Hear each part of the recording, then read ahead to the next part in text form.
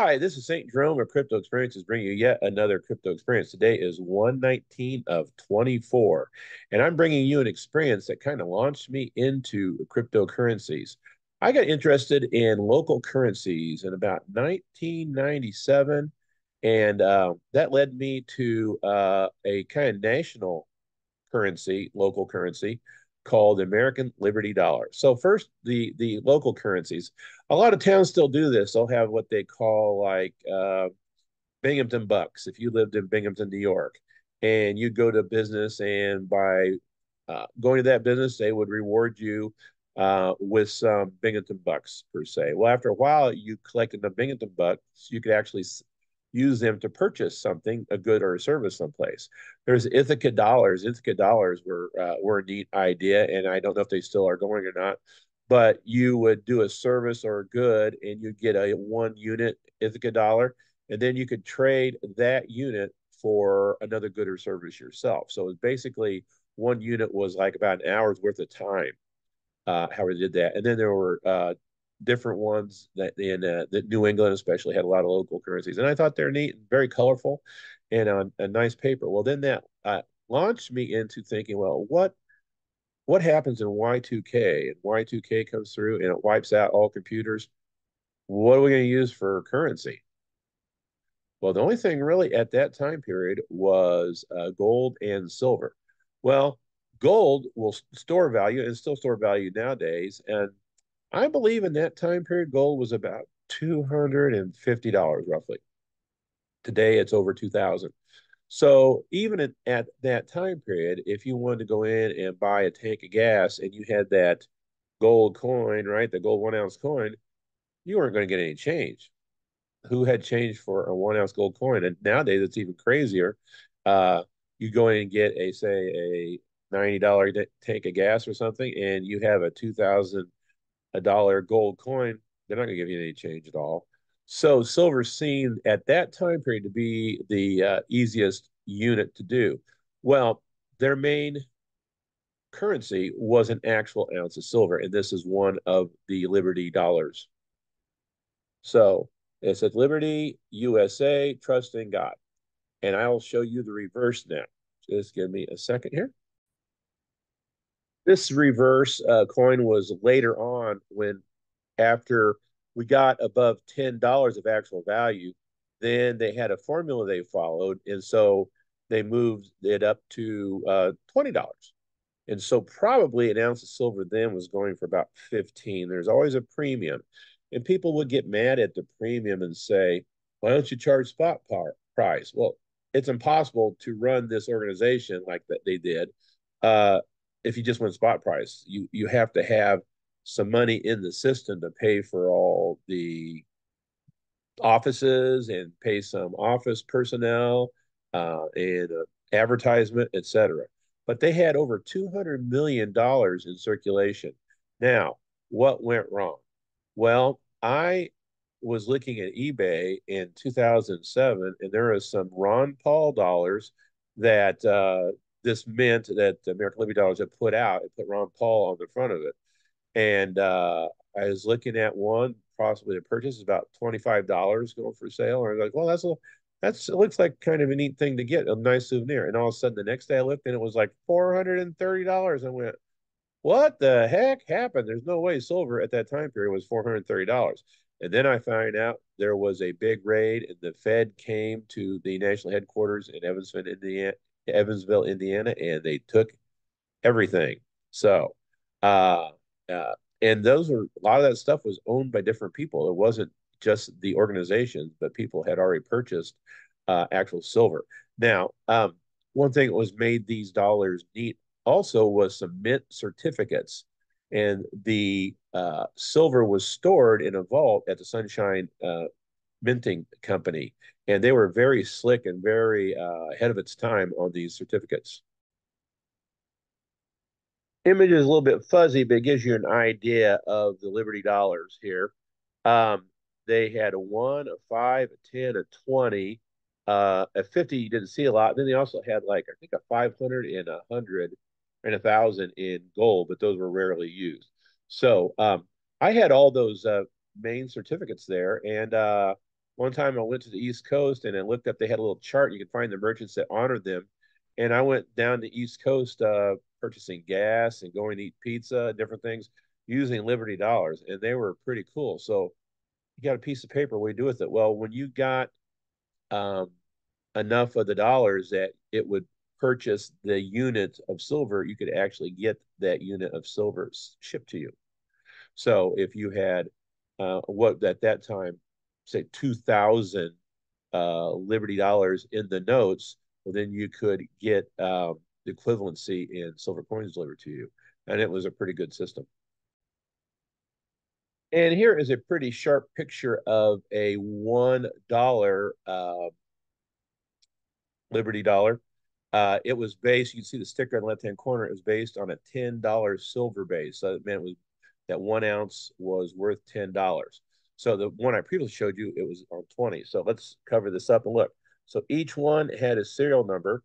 It explained that this was a silver certificate that was a bearer's bond, so to speak. And you could go to the warehouse, sent to warehouse, and you could get your silver back. Well, you weren't going to get a whole ounce with $1. They didn't have any fractionals, so you would have to save those up. Now, that looks nothing at all like a Federal Reserve $1 legal tender note. And I do not believe that any time that the American Liberty dollars claimed to be legal tender, they always said it was a barter system. But where they made their mistake is using some kind of governmental things like the Statue of Liberty. Even though at that time, I do not believe the Statue of Liberty was on any coin. She did come later on coins, but not at that time. And I think also the mistake is calling them dollars. That made them confiscatable. So it was competition for the Federal Reserve. So they sent in their agents to secure everything. I believe that was the Secret Service came in, I believe, and did the raid because they deal with counterfeiting. And yeah, and they had another thing is about the notes that were neat is they were all different sizes. So the more valuable, the bigger the note, going like that. That was a hologram in the lower left and very shiny. And these have been very, very difficult to counterfeit. I never heard there was any counterfeiting going on with this because these were officially called warehouse receipts. And they made all sorts of different kind of bills and things. There is a Ron Hall uh, copper coin. So the American Liberty Dollars released some copper coins after a while to be like a breakup instead of the mint certificate, which those are kind of cool too. So you can see here's a one, and there's a 50 in contrast, and the 50 was a much bigger note. I'm going to read some facts now from the Wikipedia. And when you read Wikipedia, people can come and edit and change it. I think it's pretty good summary, except that's down on Liberty Dollars. I thought it was a very positive thing myself.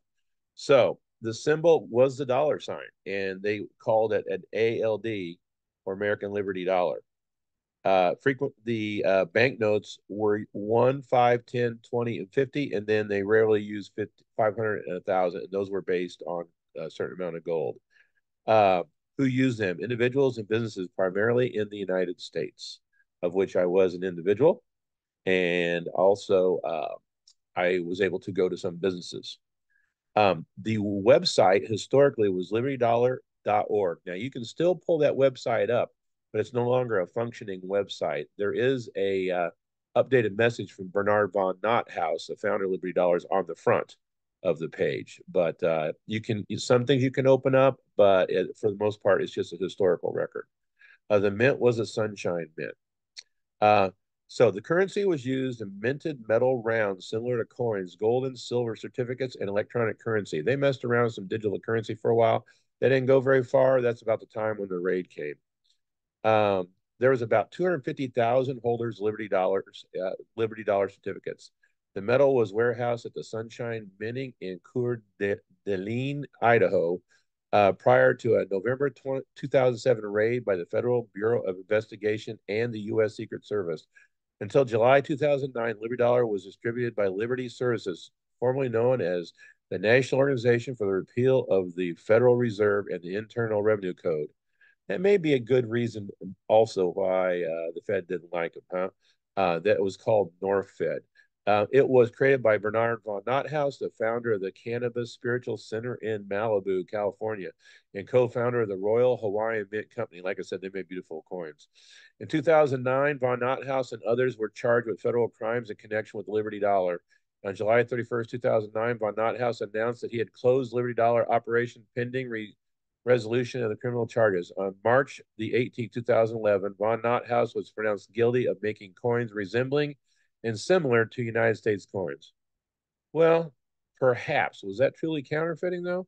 In late 2014, a U.S. District Court judge ruled that Liberty Dollars seized in 2007 operations should be returned to the owners. Yeah, because they took private coins that people had paid for, and they were just silver certificates, and they were just silver coins. From 1998 to July 2009, Liberty Services exchanged Federal Reserve notes for silver Liberty dollars and later gold and copper, as well as for warehouse receipts in both paper and digital forms that we talked before. Politics. Ron Paul dollars were also briefly minted, as we talked about before, and how that price jumped up, taking advantage of Ron Paul's public favoring of metals-backed currency and Ron Paul presidential campaign in 2008. However, this raised issues of legality amid an FBI raid confiscating 2 tons of coins, mostly silver, 2 tons of coins, some gold, and a few copper. This briefly caught the attention of the media, taking note of the novelty of over any actual value. At that time period, there was many other alternative currencies, as I was talking about before, the United States, including Phoenix dollars. I forgot about the Phoenix dollars. They were also based on a silver round, also. And then there was Bitcoin was just getting started, a digital gold currency. Unlike some of the other alternative currencies, both Liberty dollars and Phoenix dollars were denominated by weight and backed by a commodity. Liberty dollars use gold, silver, platinum, or copper. Other private currencies use different bases, such as tying their value to a specific unit of time, like 1 hour equals one time dollar.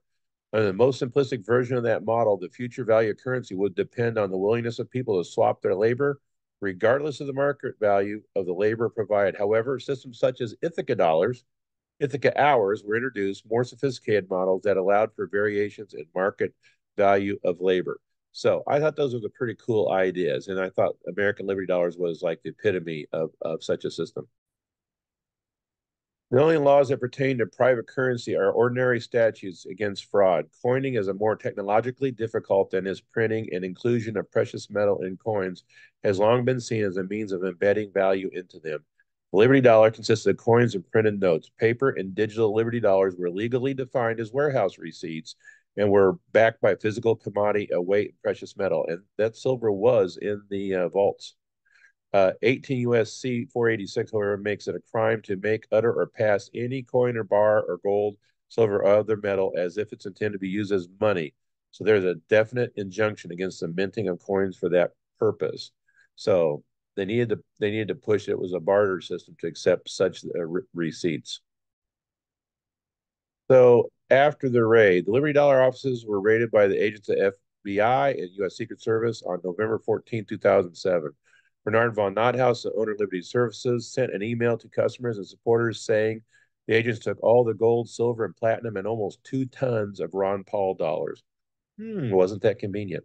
Von NotHaus email linked to a sign-up page for a class action lawsuit so that the victims might recover their assets. At the same time, all forms on his website related to the purchase of Liberty Dollars became non-functionals. Well, I won't read any more, but what it came down to is that Bernard Von NotHaus lost that lawsuit, and the Liberty Dollars were seized. He appealed the case and was sentenced to a prison term. His term was cut shorter, though, and he didn't serve a long, long time. And eventually, some of the assets seized were returned to the rightful owners. So I am putting this out there to just remember Liberty Dollars and the historic value. And I'm going to do a future podcast and kind of linking the cryptocurrency and another exciting thing that I'm going to have an experience with. So I thank you for coming and watching this podcast, and I'll come back with another podcast soon. I have links down below to help you um, get some discounts, but I don't have any links to Liberty Dollar anymore. Shoot. Thanks for watching. Goodbye.